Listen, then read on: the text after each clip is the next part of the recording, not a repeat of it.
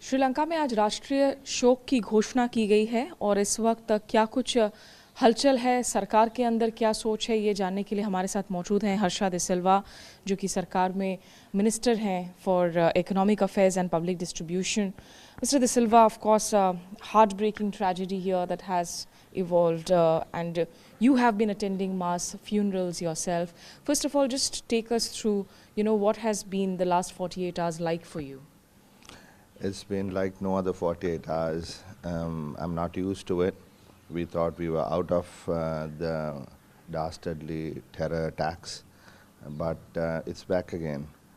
It's almost unbelievable, shocking, and it's very difficult to make yourself together to face another 24 hours, which is going to be very important for us in this country.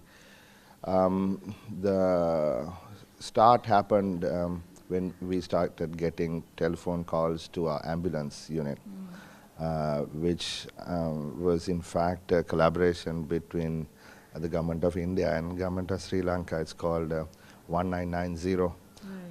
It's the largest gift that the Modi government gave to Sri Lanka since the tsunami, $24 million US, which I've been implementing here in Sri Lanka. So when the call started coming through, they called me and said, sir, there is something unusual. And that's when we realized what had happened. So that's why I was one of the first at the scene with the Secretary to the Ministry of Defense. And from there on, it was unbelievable. The sights, the sounds, the smells, the emotions. It's been a sad Easter Sunday and Easter Monday thus far. There has been a special session of Parliament. A national mourning has been announced for today. What officially is going to be the program today? Well, we've been asked to come to Parliament. First we will meet with our ruling party group, and then we will sit in session at 1 o'clock. Hopefully we will be able to agree across party lines, across the aisle, what we need to do to face this national emergency. You see, this is a terrorist attack, and this is not targeted at just the Catholics of this country. It is targeted at this country. Therefore, we got to leave all the political, racial, religious, ethnic differences aside and unite as a nation. We've been able to do that before, and I don't see why we can't do it now. So we have to take this head on, and we are going to suggest to the Prime Minister a number of things that need to be done. Accountability must be established, first of all, and then we got to have a team that is capable of implementing what needs to be implemented. National emergency has also now been declared. Now, Sri Lanka and emergency laws somehow have had a checkered past. The last time around from 83, we saw that continue till 2011. Last year during Kandy, when violence was unfolding against Muslims particularly, again emergency was sort of resorted to. Is this really needed at this hour? Is this something that also will be important for uniting the country? Well, I mean, in retrospect, we could say, look, this was not needed, that was needed, perhaps this was too much. I don't know. We're dealing with an animal that we kind of haven't dealt with before. With the LTT, we knew what we were dealing with. We knew what their capabilities were. We knew it had a certain level of ground support in a particular area of the country. Here we don't know. We don't know who all these people are, Nation, Taufik, Jamaat, or whoever it is. And there is certainly no ground support, and so they're going to be acting in a different way. We're going to start looking at, what kind of technology these people are using, what kind of communication they're using. So perhaps it is good, at least to start off with, to give our troops on the ground sufficient authority to hold and question people and sort of deal with emergencies at site So I think in that sense, I am for limited enactment of the emergency powers that is available to us. And also social media. But how do you ensure it will be limited? Well, I mean, we've gazetted only parts of the law. We are not, our government has been very liberal, our government has been very open, we have always been accommodating, we have stood for peace in this country. So, if it's coming from our government, you can be assured that we are not going to abuse it or use it in places where we are not supposed to use it. So that guarantee the government can give the people of this nation. After the last 2 days, would you say that the investigations are headed in a positive direction? Many men have been rounded up, and the Nowheed Jamaat that you are naming, is that now being considered as the perpetrator for these attacks? Well, the investigations are certainly pointing towards some sort of organized group that may have either connections or sympathies outside this nation. I don't want to, or I can't, I don't know to be able to tell you with absolute certainty this nation, Nowheed Jamaat, is the group, but certainly we know it is moving in that direction. We have intelligence that came from overseas, including India, and now we have the FBI, we have the Interpol, we have others who are thorough or very knowledgeable in this subject, trying to piece together what happened and why it happened and where it originated from. So while we deal with the issues of today, the funerals, the reconstruction, the consoling of these little children who's lost their parents and so on, we have to concentrate on the investigation side so that we can, get to the bottom of it and completely eliminate this before it goes any further. Just last 3 questions. You mentioned about intelligence inputs from India as well. Are you referring to the reports about the inputs that were shared by the Indian NSA maybe around 6 months back? What's the kind of input sharing that we are looking at? And also we are told that the Indian Navy, Indian Coast Guard are on alert so that nobody gets to sort of escape through the sea routes or through the waters. India and Sri Lanka have been coordinating a lot of security measures over the years, and there is a very strong relationship, I believe, between the intelligence units here and across the Pork Straits. We know that there has been not one but many reports that have been shared with our people locally. And also other countries.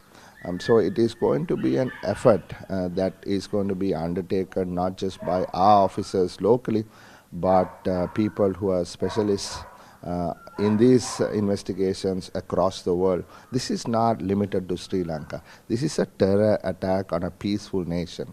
This is an attack on a society. This is an attack on the world. It is an attack not just the country and the region, right? So that is why the entire world is focusing on this. I mean, to be honest with you, I was a little bit surprised at the attention that this is getting. Of course, a lot of people have died, but the tales that seem to sort of be connected to this seem to spread, way beyond this country. Can you share any information about what are the kind of links that we are looking at for this organization that you mentioned, the Nowheed Jamaat? Is there any shade of maybe the presence of the Islamic State? We have had, people from Sri Lanka also who did leave to Iraq or Syria to join the IS, like in other countries in the South Asia. So do you see a shade of Islamic State in these attacks as well, the ISIS? Well, I can't say that, but I can say what I've been hearing and reading, that there seem to be some sort of some sort of congratulatory type messages going around on social media by people who are closely connected to the IS, that these people have done a commendable job here in Sri Lanka. So to that extent, there seems to be some sort of common ideology, perhaps, common thinking, perhaps, but we don't know whether these are established links or whether they are just discrete elements, situated in various places around the world. So that's what I can tell you. Some of your own ministers have come out to the press and spoken about intelligence inputs having been provided by police officers here even 10 days prior to the attacks, and they not have been acted upon. This has been a politically fragile government with a lot of divisions, and from the Ranil Wickramesinghe camp versus the Maitrapalli Sirisena camp. Are these divisions also surfacing once again post these attacks, or do you see it as a united house? Well, unfortunately, there's been some, how shall I put it, some level of mistrust, shall we say, because the president sacked Prime Minister Wickramesinghe when he had absolutely no authority to do so, and appointed rather Rajapaksa's to office, which is just completely, violating the constitution. We obviously took it to court, and the court overruled the action of the president, and Wickramesinghe was reappointed as prime minister. So there is a lot of suspicion, and why did the president do so? Who is the president really aligned with, and who is to benefit from all this, what's going on. I don't want to, put blame or make allegations, but as minister of this government, these questions do pop in my head as well, and it is something that people here are talking about. And on this specific incident of information being available but not being acted on, I mean, this is a colossal failure of the implementing agencies within the defense establishment. The INT guys did their job. We had the intelligence. They had the cooperation with the foreign countries. They did their job. They did their job. They got the warnings out. What was the Secretary to the Ministry of Defense, what was the Inspector General of Police doing with this information? Why on earth did they not bring this attention to the attention of the Prime Minister, given the President was overseas? The Prime Minister was unaware of this. None of us were aware of this. So there is that question, and heads must roll. It must roll. These heads must roll. They have to take accountability. I see no business of the Inspector General of Police, coming into meetings today. I don't see that happening. I want him to be sent home. I want the Secretary to the Ministry of Defense sent home. The people must be appointed who are, not going to take partisan positions on these things, and be able to work together. Like I said, what are the alliances, right? The alliance of the president cannot be with the leader of the opposition and some party that wants to get the government out of office. It cannot be. Right? If the president is the president has to, whether he likes it or not, work with the prime minister. This is not about a personality issue. This is about this country. So, as you see, I am not pleased. And, I have no fear in saying what I have to say. And these are the hard facts and the bitter truth. So, therefore, cannot be playing games with people's lives, right? If the defense establishment is clearly under the president must act now. One final question to you, Mr. De Silva.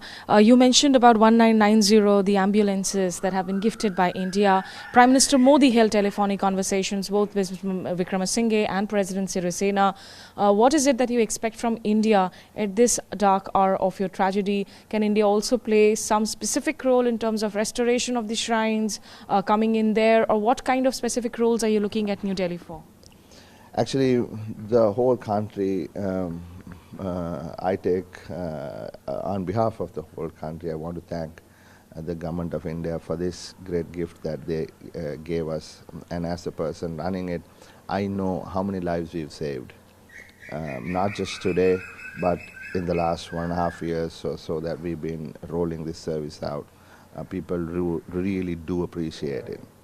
So that itself has been a huge help. That apart, India is our closest friend, and we have to collaborate on security issues, intelligence issues, other issues, and it is happening, you know.